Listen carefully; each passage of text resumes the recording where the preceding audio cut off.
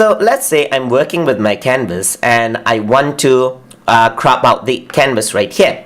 In order to do that, I can actually use the crop tool right here. You can see that once I press crop, this actually appears. So you can crop using the aspect ratio of your choice. So there's the 16:9. You can see that everything actually crops up right there.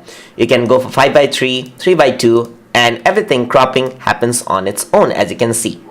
So you can also go for custom cropping, where you can click and drag a part of the area where you want to crop. Let's say I just want to crop till this area right here.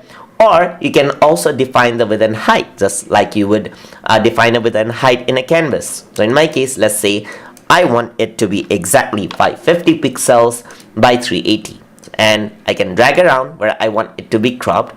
I can lock the aspect ratio so that if I were to increase this inside like 700, the height increases proportionately, just like this. So I'm going to drag it out right over here and press done, and the cropping happens just like that.